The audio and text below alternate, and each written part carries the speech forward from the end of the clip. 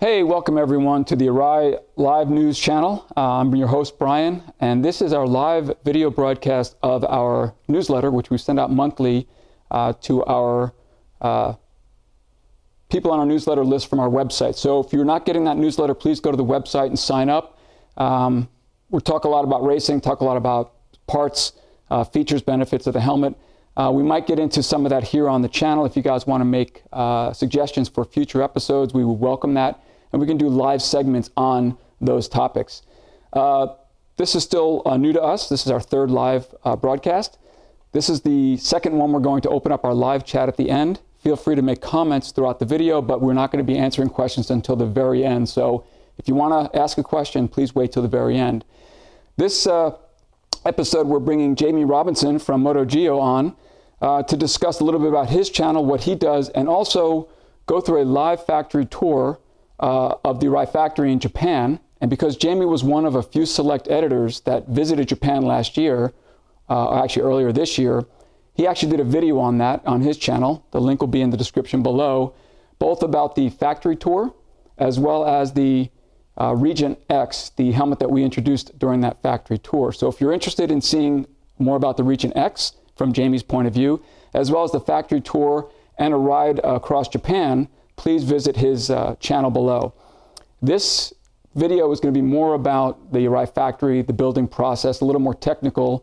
I'm going to ask Jamie to walk us through it, ask some questions that you might yourself ask, to kind of give you a guided tour from a new person's point of view. I've been to the factory a lot, so I just talk technical garbage all day long. But Jamie's going to ask some questions that hopefully will answer your questions in a systematical way from beginning to end. So when we bring Jamie on, we'll talk a little bit about him and his channel, his history, and then we'll get into the factory tour. So let's bring Jamie on. Jamie, are you there? I'm here. Hey, Jamie. How are you? Good. How are you doing? Yeah, great. Cool. We appreciate you coming on. I recognize the set. I've watched your video. I'm sorry? I said, yeah, spending some time here in California, just riding motorbikes and continuing with my videos. So yeah, great to be a part of the show. Cool. I do appreciate you coming. The studios recognize I watch your channel. I watch the Arai videos. I don't watch the other ones, but actually I do. But I appreciate you coming on and helping us out with this and sharing some of the Arai experience that you experienced firsthand. But first, let's get some background. So MotoGeo, give us a little background on that. Yeah, well, MotoGeo, I started, after my racing, I started traveling around Europe, really, and then the world, just riding my motorcycles and capturing really my travels, first of all, by just taking photographs and writing articles for magazines. But I became really inspired when I watched The Long Way Round with Ewan McGregor and Charlie Boardman. And that really kind of inspired me to just pick up a video camera. You've got to bring this to life, so I started to do that, and I rode my first trip was actually just riding across America on a $200 motorcycle, and I just tried to prove that you don't need a BMW GS 1200 with all of the bells and whistles to have an adventure of a lifetime. And anyway, it just spawned from there, really, and now I ride anything, anywhere. So the channel MotoGeo is just all about trying to inspire people to get on the motorcycle and go for a ride. No, that's awesome. That's awesome. And we do appreciate you taking Arai along for the ride and doing some real world testing, putting the helmet through their paces in all sorts of conditions and all the different models, and giving us really good feedback on how they perform in the real world. So that's very cool. We do appreciate that.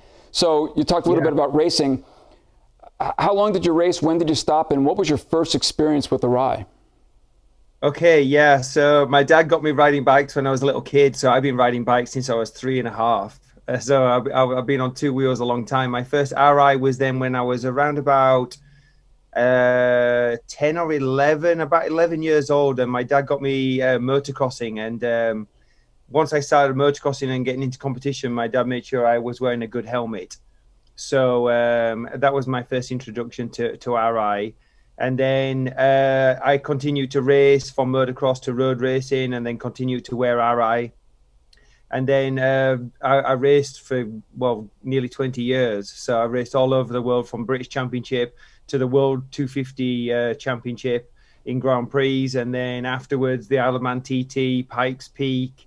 So yeah, I just love riding motorcycles, to be honest with you. So, and then once I finished racing, it was all about trying to continue my love for two wheels. But now I'm not really just riding around around a racetrack and just concentrating against a stopwatch. Now my eyes are wide open. I'm going for a ride, and I'm able to soak in some amazing scenery around the world. So and trying to get flavors from regions as well, I think, is really important. Food, people, accents, language, all of those kind of things is an exciting part of travel. No, that's awesome. And I've seen some of your videos, and I've seen some crashes both on track and off, because you actually had a pretty good crash in a parking lot right before you came to Japan, didn't you? Yeah, I've had my fair share of crashes. Yeah, it seems to be a part of riding motorcycles sometimes. Certainly when I was racing, you're chasing a stopwatch, so you're pushing the limit all the time, so crashes are inevitable. Yep. Unfortunately, I've had a few incidents on the streets of LA just recently in the last 12 months, yep, which have not been too pleasant. But, I've been wearing gear, and I've been wearing the right gear, and that's all part of being able to kind of like ride for another day. Yep. So it's really important to wear good gear on and off the racetrack if you're riding a motorcycle, Yeah, and absolutely. And that's why Arai has always put as much into the street helmets as we do in racing. And in fact, we race the same helmets we ride in the street, because you never know when you're going to go down at 150 or a car is going to pull out of a parking spot and take you and your buddy out. So you've witnessed firsthand both sides. Yeah. And I keep encouraging you to stop testing our helmets. We test them enough. So, but we appreciate you. Yeah, I ride a lot, so yeah, the actual percentage of me crashing to riding is very low. Right, and that's the mark of a good rider, or someone who pays attention. But we do appreciate you trusting your safety and protection with us. So yeah, thank you. It's a joy to wear an Arai. For me, I always feel, it's just, I put it on my head and I just don't think about it. I know I'm as safe as can be, and it fits like a glove. So for me, it's superb. We appreciate that. Okay, well, we're gonna run out of time. I will talk forever, but I know we have a limited amount of time. So we're gonna do a virtual tour of the factory, showing quite a bit of the tour that you went through, but we're gonna go more of a technical helmet standpoint. Again, if you guys want to see Jamie's view of it from a overall picture, please go to his channel. But we're going to cut to that video in a few minutes. But before we start, we're going to show a quick clip on Jamie and his show, just to kind of do a segue and let me move to my next position. So hang in there just for about a minute.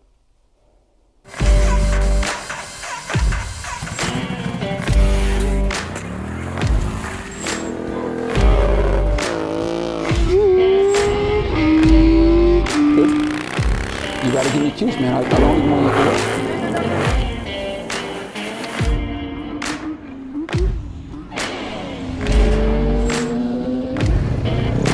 Oh, can you see me yet?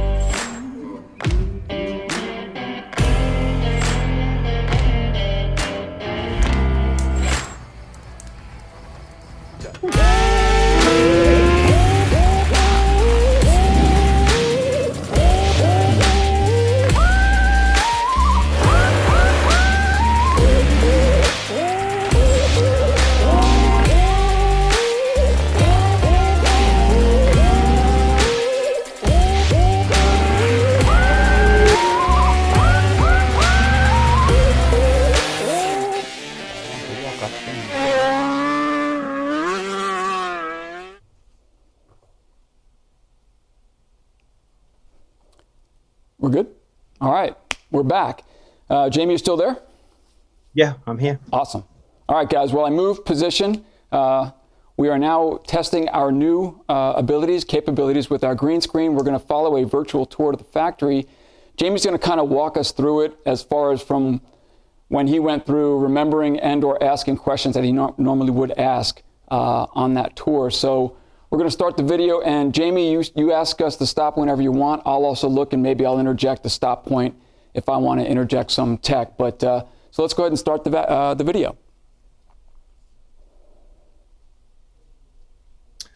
Okay, so yeah, this for me, I thought was amazing. The Arai factory was downtown. Yeah. So I mean, you did tell me that didn't used to be. It was downtown. Used to be just open field. So I'd like to know a little bit more about that. Where it was actually located. Well, when you look, I'm going to ask Jeff to scroll back a little bit to the original building. Actually, Hirataki Arai, who founded the company, actually moved north of Tokyo.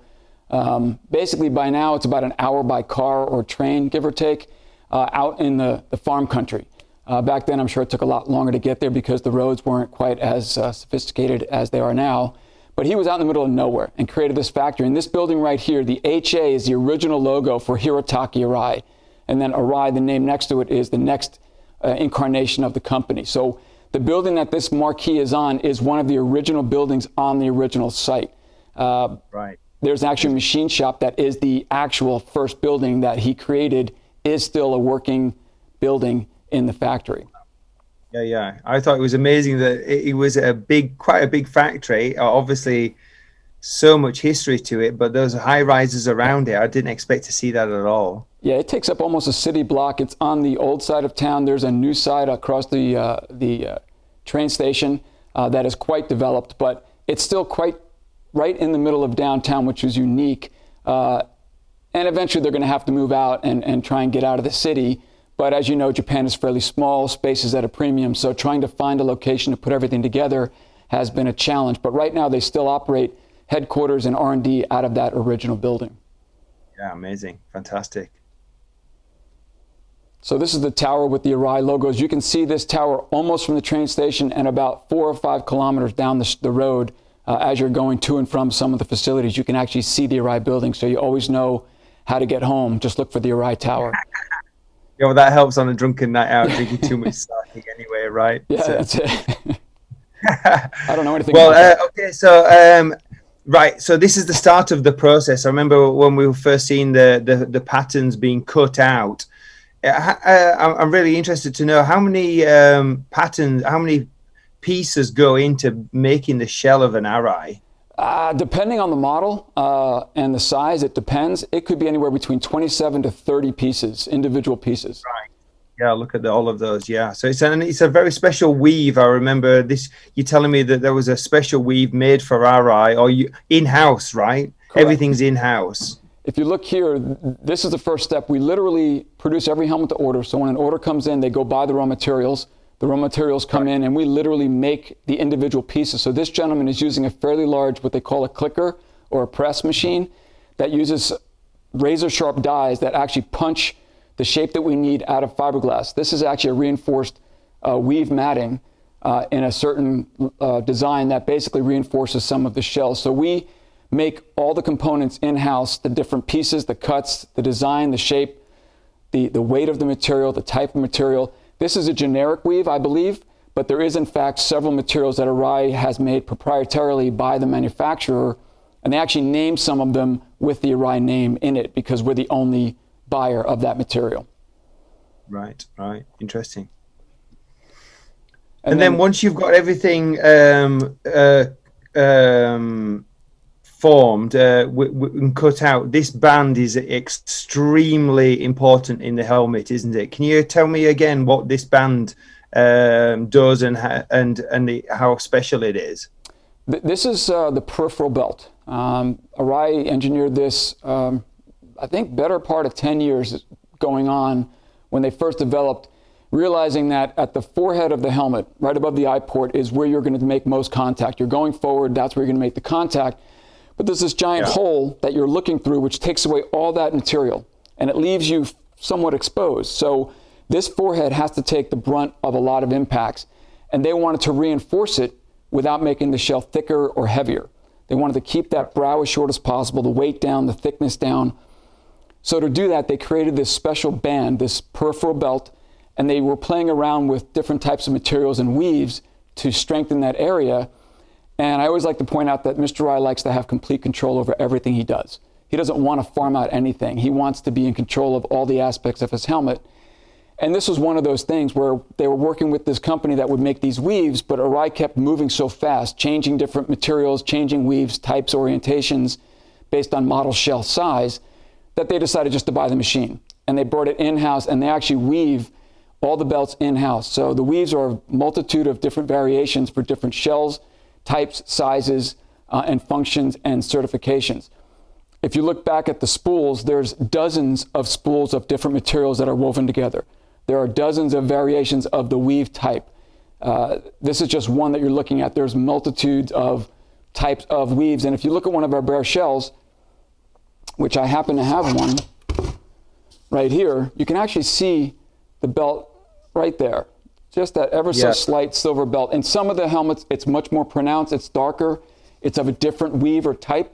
It's much more noticeable. But the key is Arai wanted total control. So they bought this machine, put it in-house. It's in this greenhouse, if you will, in a climate-controlled greenhouse within a climate-controlled building to make sure that the material stays very stable before it goes into the shell. So this is the first two steps of the process, shows you how concerned Arai is to control every step of the process. Yeah. Now from there, he actually then I remember this. So what did you call that? That was you had the nickname, what, the bird's nest for this? It's called the bird's nest. The term in Japan is called preforma. But it's basically, if you look at it, it looks like a bird's nest. It's a random matrix of oriented strands of chopped fiber. So basically, they randomly vacuum these fibers onto this form, and it randomly interlocks these weaves. It's something you can't do manually. It just has to flow and just become, if you will. And if we look at this picture now, this is actually the start of the helmet shell. I mean, at the end of the day, that's everything's put together. So there's actually two pieces that marry here. Correct. Right? So can you tell me how and explain how all of those pieces get put together to form the shell? So you've got your cutout pieces that you started with. Yep. You've got the belt, and then you've now got this nest. Correct. How do you put all that together? The pieces are all cut, and of course there's up to 27 individual pieces. The bird's nest, there's the first layer of every shell is a bird's nest. The last layer is a bird's nest. So those two pieces are the bread of the sandwich, if you will. And then all the other pieces go inside, and then they come together and they marry into a mold. Every single one of those pieces is hand placed inside the mold by our shell experts, of which there are about 15 at any given time. So there are 15 men that make every shell or every Arai shell in the world. And they do it physically, one by one, every single time. So the preforma is the first basis. This part was also very secret as well, wasn't it? Not only kind of secret, but also the person that was doing it was doing things very with like second precision, with timing, temperature, putting all of those in like a resin, right? It was like a resin. What would you say? Like a resin oven? Well, basically, it's a steel mold, two halves that are basically clamped together that make the negative of the helmet, and they put all the pieces in. And we're fairly secretive of the process because Arai, you have to remember, Arai engineered the first helmet before helmets existed, before there was a market for it, before there were standards for helmets. They created their first helmet. You couldn't just Google it. You couldn't just go down the street to get a helmet forming machine. They created the process. They designed the machines, built the machines in-house, and they're very proud of the fact that they got it right the first time, and they've been making these helmets the same way for 70 years. And they do it really, really well. So you guys didn't get to see this floor. We only do videos and photos of the floor when we can hide a lot of the stuff. You saw the process in our training room, but on the floor is where the shell experts form every shell. It takes up to a year to become a shell expert, to be let alone to make one or two shells at a time. When you become a true shell expert, it can take up to over 2 years where you can actually process 5 molds at the time. So if you look at this little alley here, this gentleman is forming number 2. Here's his first mold. He's on number 2. There's number 3, number 4, and there's number 5.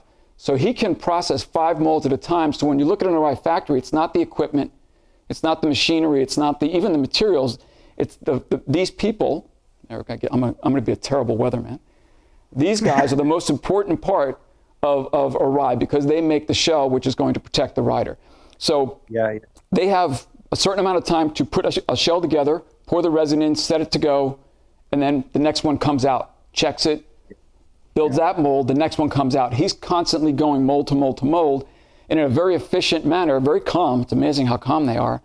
And remembering that they're doing 27 to 30 pieces, and not only that, he's not necessarily running the same model. All of those pieces coming together that we're watching now. So it's, this is the process, right? It's a very unique process. There it goes in to be formed. It is. There are others. I mean, there's only so many things you can do in shell molding, bag molding, but the way Arai does it, it is quite unique, quite hands-on. There's very little mechanical intervention. So what we're seeing there is it all coming together then, right? We're seeing there the bird's nest and all of those 27 to 30 pieces and the peripheral the band and the resin and the oven and the press and the secret formula. There it is. It's all together now in that first part of the Arai helmet. Yeah, that's the bulk form of it right out of the oven. And I always like to point out that shell expert inspects the helmet. We like to talk about every single helmet shell of ours gets inspected twice by 2 independent quality controls. One in-house, one that's external that reports only to the office to keep them completely separate. However, the unofficial, what I think is the most important quality control is the shell maker, if he takes it out and looks at it and something's not right, if it's not lined up, or if it weighs too much or it weighs too little, he has the power to scrap it before it goes down the line. I think that's an incredible testimony to the pride that they have, the trust that Mr. Arai has in them, and the fact that every consumer who buys an Arai helmet knows that the man who made it didn't let it pass unless it passed his muster. Then it goes to quality control 1 and then quality control 2. So for a shell to get to this first stage, it's already passed probably, I think, the most important test of all. So these are the shells that are bundled and going to the next stage. Yeah, right. Great. Yeah, it's amazing to see all of that come together. So then we go to the part which cuts out the visor, right? The laser cutting machine. The laser cutter. Arai is a very traditional company, a lot of hands-on, and a lot of people say we're antiquated, but more than 25 years ago, Mr. Arai invested in a robotic arm and a laser to cut the shells to improve quality. And they had to program every single machine, and they were quite clumsy at the time. They were automotive mechanical arms that they had to program to do this elegant laser cutting curves, eye port, bottom trim, and some of the ventilation holes. So 25 years ago, Arai was cutting edge. They still are cutting edge. We're on the 3rd generation of laser cutters now. So it's important to recognize that we do what's necessary for control of the quality and the building, but we also add technology when necessary that helps us improve. We don't throw technology just for the sake of throwing technology or making it cheaper or faster. We do it to make it better. So the laser was a huge leap forward, and the quality and the consistency went up tremendously, and that was 25 years ago. So what we see here now going to the next stage, what would you say is this quality control 1? This is the official quality control of every single shell. And Arai has an internal standard criteria that they basically demand of every helmet. It's not a criteria that has to do with standards or testing. It has to do with this is what we want the shell to be before we go to the next level. And there's weight. It's a certain weight plus or minus, both on the gross when it comes out of the mold with all the extra flashing, and then there's a weight plus or minus when all that stuff is cut away. So it has to pass weights twice, and then they also check for thickness around all the important areas of the helmet. So this lady right here is using a light bulb just to see if she can find visually any thin or thick spots that she'll flag with the pen, or the little marker that she's flagging, and that gives her a little indication to look on the actual feeler gauge that Arai developed, designed, and built in-house also. And she's just giving her a guide to look for these spots that might be problematic. So her experience of knowing what to look for, not just believing the gauge, she looks for those spots first, focuses on them, tests the entire shell, and only then when she signs off on it, does it go to the second stage. Yeah, great. Yeah, amazing. So as we're seeing now from the first kind of like part of all of this, is it's really been a hands-on process. It's very much a skilled experts, and as we see there, a shell expert. So what does it take to be a shell expert, and what and tell me again as also what this means, what the label means inside the A helmet? shell expert is a certain, it's a specific, unique breed. When I went to the factory the first time, I built a few shells, and some actually passed, not many, but some. And I was told they went into production, so it was a long time ago. So don't worry, they're all out of the market by now. But it was tough. It was hard to be focused and consistent, and it was tough work. So I think those guys are the best paid guys in the factory because they have the most difficult but most important job. It takes up to a year to become trusted enough to run a mold or two on your own. They're still looking over your shoulder, making sure you're doing good. And then again, 2 years before I think you get proficient enough to run 3, 4, or 5 molds. And I like to also remind people that when you're making the molds, you're not necessarily making the same helmet. You're making all the different variations of helmet. So the skill that these guys and the focus that these guys maintain is incredible. If you look inside, it's a very prideful thing. This is a label that's bonded into the resin of the shell. It cannot be removed unless you want to grind it out. So this is the Arai logo, of course. It was made in Japan. Snell, this represents Snell 2015. This is the shell size, the model, it's code internally. Lot number, of course, will be written later. But the most important part is this right here. That's the gentleman who made that shell. That's his name. So his name is impregnated into every single shell he makes. If you take your helmet apart, I don't encourage you to do that. But if we took a helmet apart, I can tell you who made it. And there's a really good chance that that guy might still be at the factory. Even if it's 10 or 15 years old, he's probably still at the factory making shells because our shell makers are coveted. We don't want to let them go. We want to keep them, and they work for Arai for their entire career. So when you have your name impregnated permanently into a shell, you want to make sure that that thing is perfect when it goes down the line. So again, when you're choosing a helmet, it's important to choose the size, the weight, the color, all those things that people look for, and about the certification. But you need to research the company that makes that helmet, why they make it, how they make it. Knowing that Arai makes their helmets and the man who made it, his name is inside of it, should be a huge confidence builder when you choose a helmet. And if you choose Arai, know that that man made it with you in mind to protect you should you ever really need it.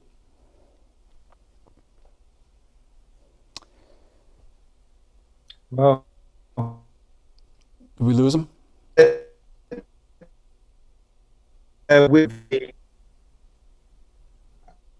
Arai, you've Looks like we're having a little technical difficulty with Jamie. Okay. hey, Oh, there can you you are. hear me now? There we go. I Sorry. got you. No worries. Yeah, so I know that you're very concerned, Arai, about the weight of a helmet. Mm-hmm. And so once it comes out of the mold, you've got the laser cut. It's passed all of the inspections. I was very excited to see the paint process, but before it even goes to paint, there is quite a bit of preparation to get it smooth and to get it ready. So can you talk us through what's happening here in this first stage of smoothing out that shell? Yeah, it's quite an involved process, and it basically stems from the fact that we want to make the helmet as strong and as light as possible. You have to remember, fiberglass is the key to every helmet. The resin bonds it together. The resin is the glue. It does nothing structurally other than hold the resin to get the fibers together. You want as little resin as possible. So Arai works hard to press as much resin out of the helmet while keeping a proper bond. And we push the fibers to the very edge of the shell, right to the mold, because the fibers are the strength. The fibers is what's going to resist abrasion. That's what's going to resist flexing and delamination and cracking. The shell has if you put more resin in, what would be the outcome of that? Would that just be not only heavier, but would it change the structure of the helmet at all? Would it become too stiff or too brittle? It basically adds weight first and foremost, and secondly, it does get a little bit on the brittle side. Too much resin, it just adds weight and just doesn't add structure. Anyone who's built a fiberglass boat or body panel never want a resin pool in the corner. Some people say, who cares, a little extra weight, but no, resin pooling in a corner actually creates a weak spot. It actually focuses some of the energy and it won't let it spread across the shell. It actually gets stuck in that corner. So it actually creates a weak spot. So weight aside, it really is the structural integrity of the actual helmet. So by doing that, by pressing the fibers to the shell, to the very edge, you can see our helmet, unfortunately you can't get a great shot, but it's a little bit bumpy. It's not quite perfect. And that's because it's all fiberglass. And of course, you can't paint that. So we have to do a lot of steps to smooth the shell to receive paint and get a nice finish, a premium finish like Arai has. The first step is basically taking a very light filler and spreading it across the entire shell to make it as smooth as possible before we go to the primer coat. So this is the first rubbing stage of the buffing compound. Then we go to the primer coat, and they put a little speckle paint. That's a typical painting process. You put speckle on it, so when you're sanding off the primer to smooth it out, your job is to get rid of all the speckle to make sure you've covered the entire surface. That's step number 3. So, and then we sand it, we prime it again, sand it again, then they do a close inspection to make sure that no pinholes are discovered or missed. So it goes through another stage where somebody visually checks the entire surface and basically puts a little tiny filler from a little, like almost a clay or a mud stick. And you can see in some of these spots, you see some green or some pink, and I think she's coming up. You know, just watching the sanding process, and I mean, there was a lot of time and precision going into the sanding process. There was a lot of energy going into that. I mean, it was a really serious part of the process, just as important as it had been in making the shell. I mean, there were people there really dedicated to making sure that that shell turned from that fiberglass weave into something that was like a billiard ball, right? Right, and the key is they sand off 70 to 80% of what they put on. The whole idea is to get off as much as possible while leaving it as smooth as possible. So there's a lot of care taken to make sure that it's smooth for the finish, but also we don't want to add weight. So after what totals 7 steps, there are 7 sanding and prep steps before we get to the actual first paint layer in this process.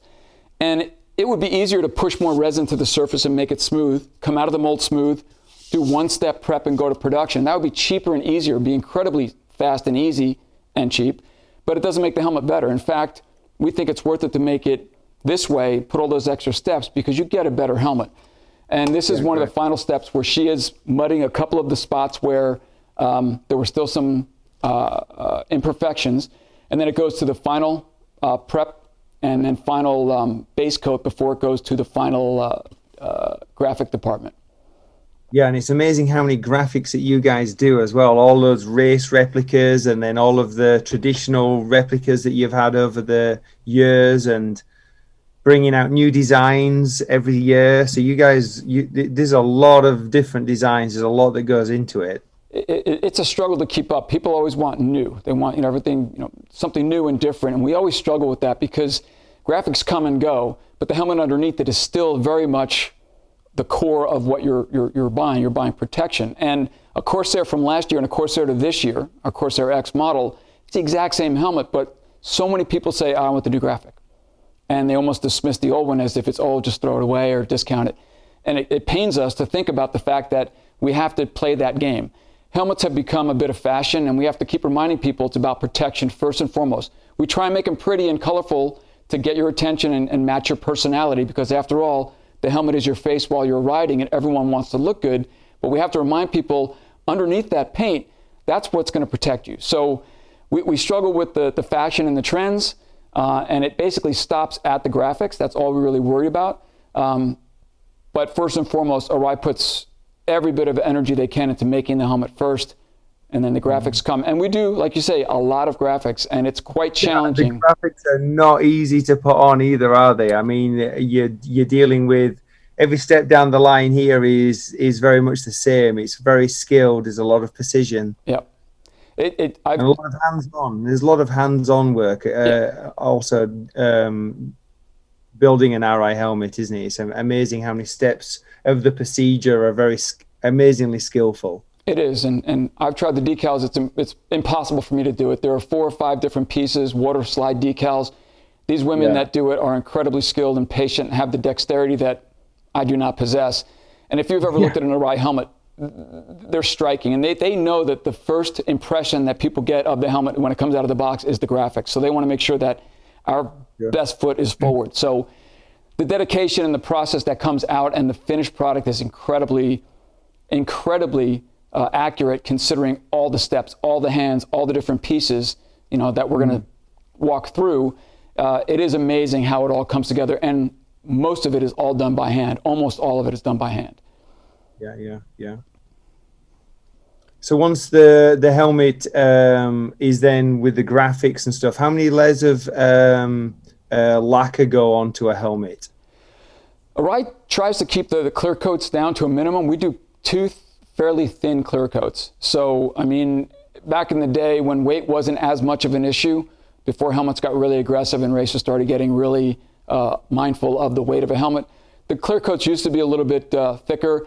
And actually materials, the actual components of paint were a little bit stronger. So it's surprising that these days we have to get thinner and lighter.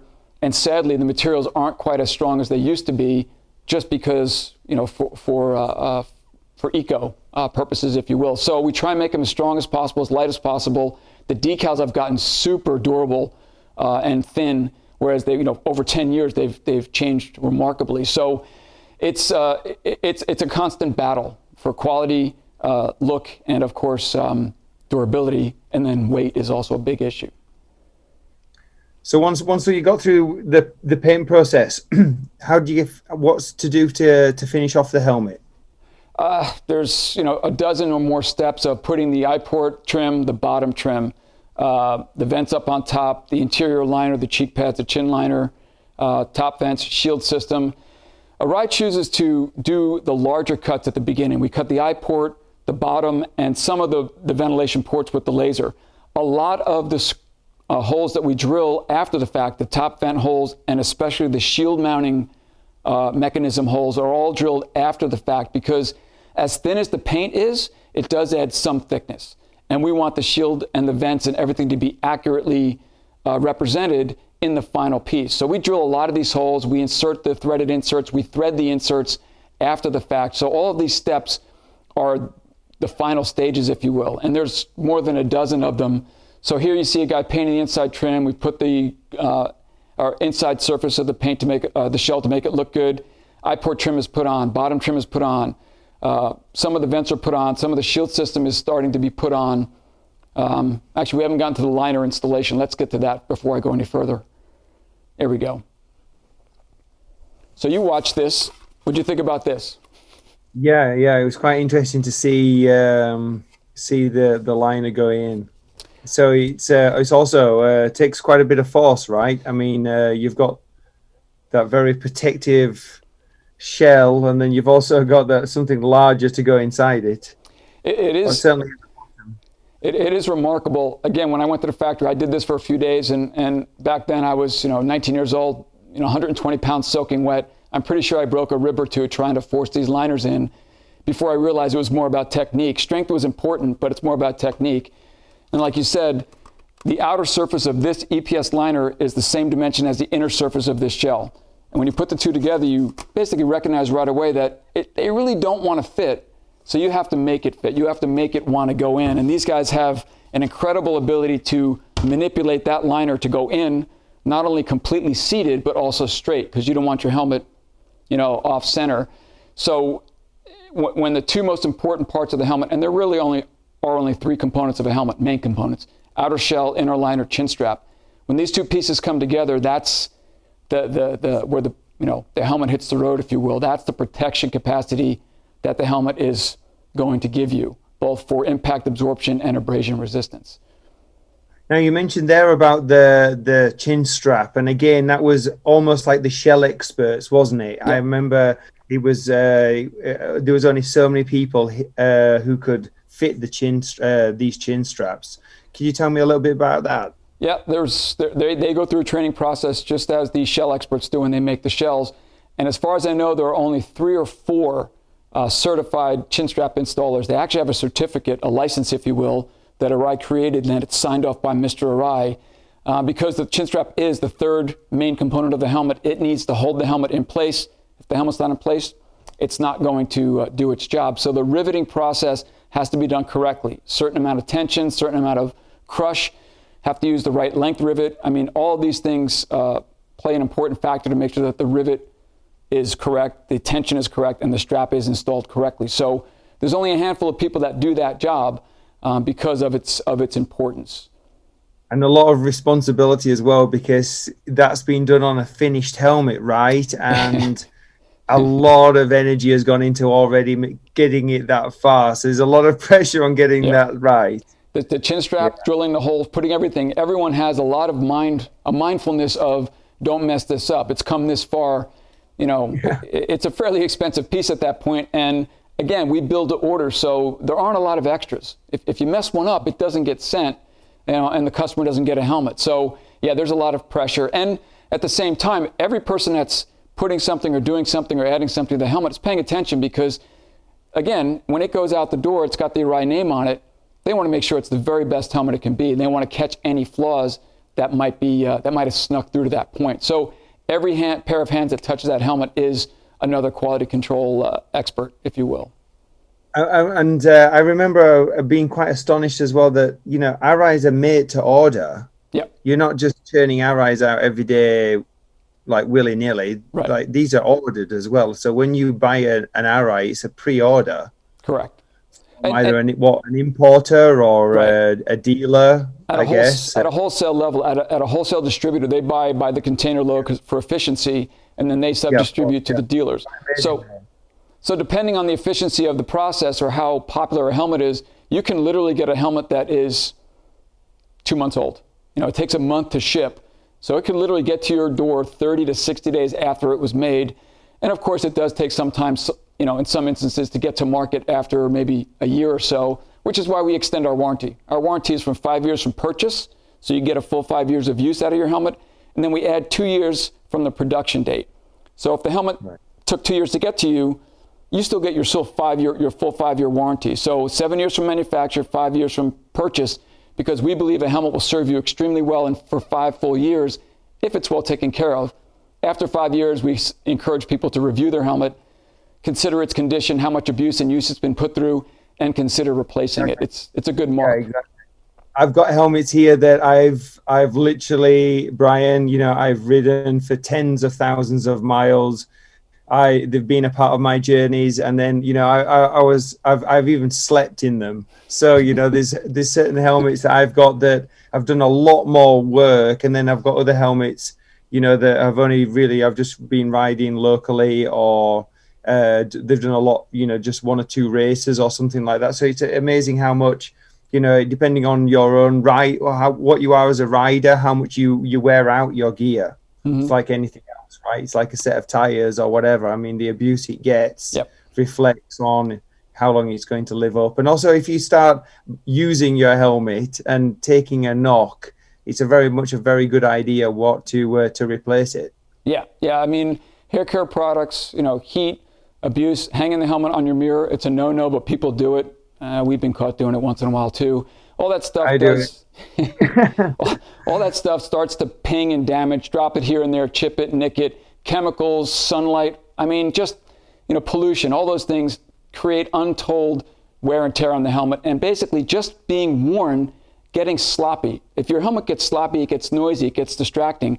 But a sloppy helmet doesn't absorb as much energy. So it's important that when a helmet wears out, you can't really refurbish it like a vintage motorcycle. If you want to replace a strap that wore out, it costs a lot of money, and then there's a lot of process. You want to replace a liner that's worn out? Yeah, I mean, you could do that. If you want to replace a shell that's been beat up and dinged, you want to replace that? Yeah, we could do that. But if you've replaced those 3 components, you just might as well replace your helmet. So grand scheme is a helmet is designed to protect you, but it can't last forever, and it can't ward off untold abuse. So it's important for people to realize even the best, most expensive helmet has a lifespan, especially when you consider the important job it's supposed to do for you. So Brian, it's a very hands-on process from start to finish. We can see here building the Arai from the guy right at the start, cutting out, and then to building the shell, to cutting out the eye port, then to paint, then to prep, then to building the insides, and now at the end of the line of just fitting on the air vents and things. I remember it was a remarkable number of people that really are touching one helmet and having skill in their little, not little, but there's lots of people that do a particular job on the helmet. How many people really touch at one helmet? I remember you asking Aki Arai that question, and I know he did the research, and he came back with more than 100. So Yeah, it's quite astonishing, don't you think? I mean, yeah, it really is a handmade helmet. I mean, it really is a work of art. it is, and I brought a lot of people to the factory, and there's been a lot of comments. If you just cut this or did this and improve that, you can make it more efficient, cheaper, quicker, faster. And while that's technically true, we worry what we might lose down the road. You don't know what automation can do. Sometimes you have to modify the product to match the automation, and you lose things. So we prefer to do it this way because it's always worked. We get a great product. We evolve our helmet over decades. We add layer after layer after layer of improvements that build this incredible, efficient machine, if you will, that is there to protect you, and it's worked for us. And we're afraid to break that chain because you don't know what you're going to lose.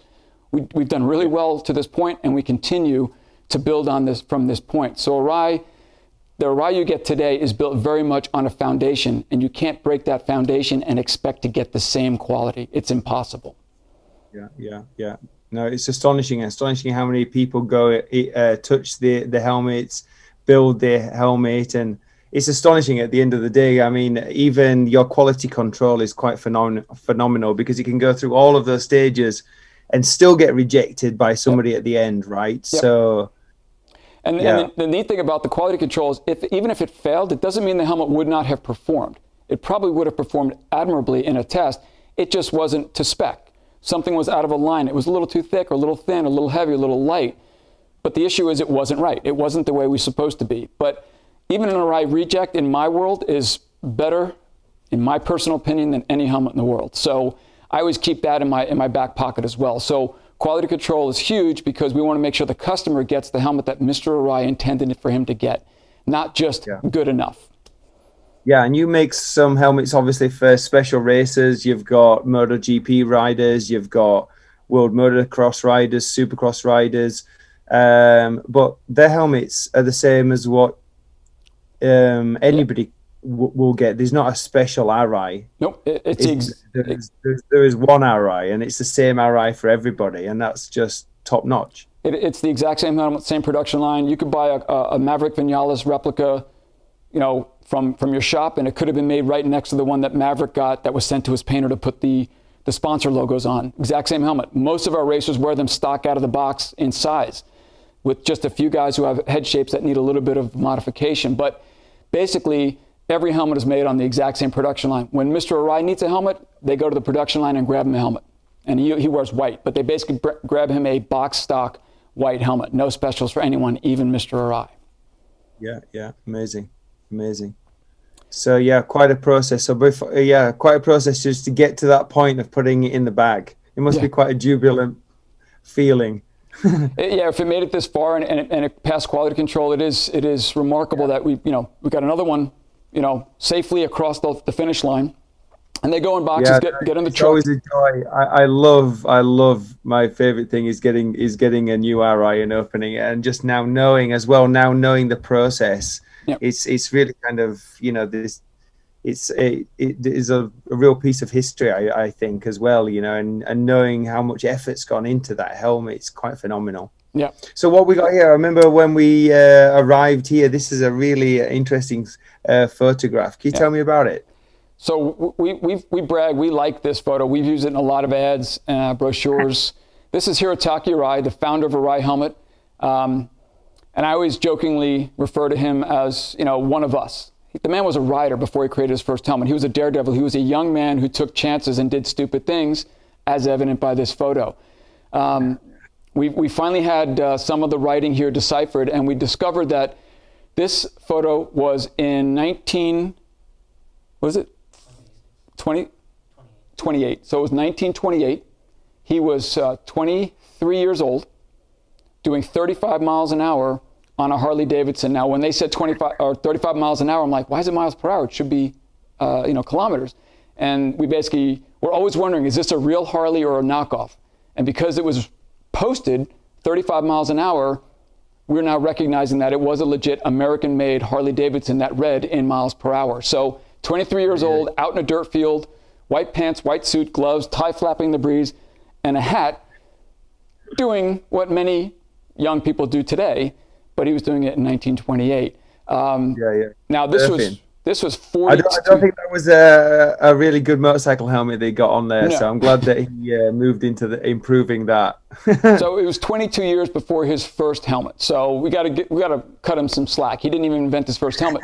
However, doing these things for the next 22 years, I'm sure he probably crashed once or twice, hit his head, and realized that stupid hurts. And he used that learning life lessons to basically build his first helmet for his own protection. So Well, I'm glad that he lasted long enough and lived long enough to make it from his daredevil days to designing and starting on the motorcycle helmets. Because it looks pretty daredevil-y there. I don't think I've ever done that. it is cool. I like to brag that our company founder is cooler than your company founder. So it's like it's remarkable that we have that history. So we're not just a bunch of pencil pushers. What are we going to make today? Let's make a helmet. It came from a need for protection and from a guy who actually believed in making the very best, because he always made things and he always made them to the best of his abilities. And the company that he started carries on to this day. And second generation Mitch Arai runs the company. Third generation Aki Arai will take over that company. Still family owned, no shareholders. They're going to be still making these helmets probably long after I'm gone. So it's remarkable, and I take great pride in the fact that I've been a part of it for close to 3.5 decades. Yeah, quite amazing. I'm very proud as well that they've been protecting my head for about 3 decades as well. I mean, for me, it's an integral part of my ride. I've got all of these helmets up here. They've all got stories to tell. They've all got memories, and then at the end of the day, there's a few up there that have really protected me. And they protected me at times when I never would have thought there was an accident around the corner.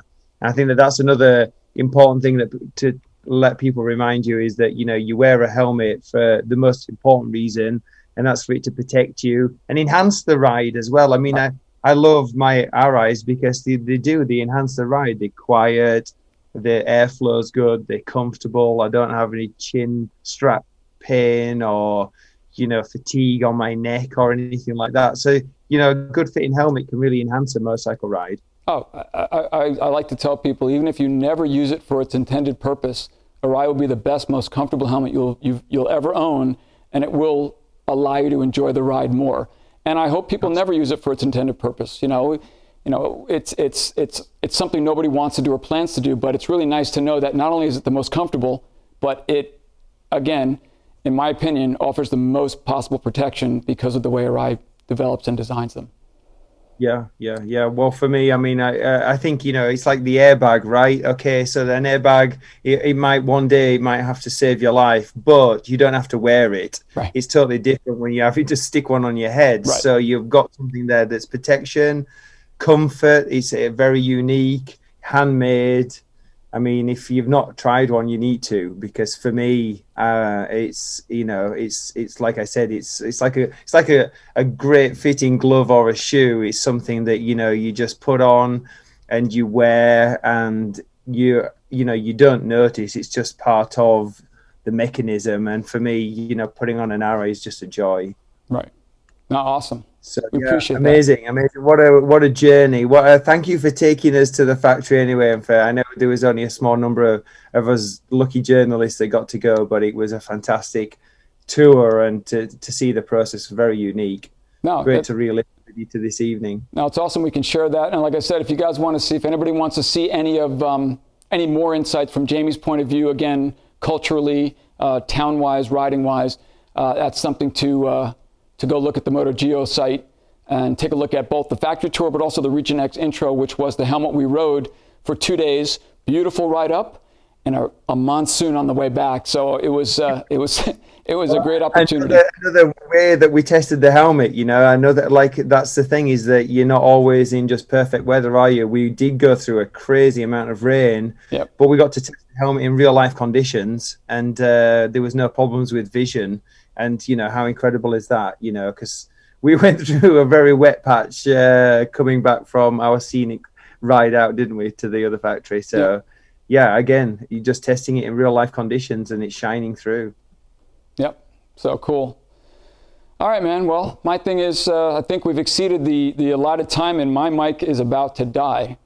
I'm surprised it's actually lasted this long. So So, all right, so cool. I appreciate you taking the time. We've run out of time, and we'll basically have to do this again. You know, maybe we'll do something when we do another ride or some kind of event. We'll try and do something, collaborate again. That'd be cool. Yeah, that'd be wonderful. Well, until then, I'll just be wearing my Arais and taking you along for the ride with me. So, like he said, like Brian says, check out MotoGeo and see all our travels, especially the one in Japan. Awesome. Cool. All right, guys. Thank you very much for joining us. Thank you.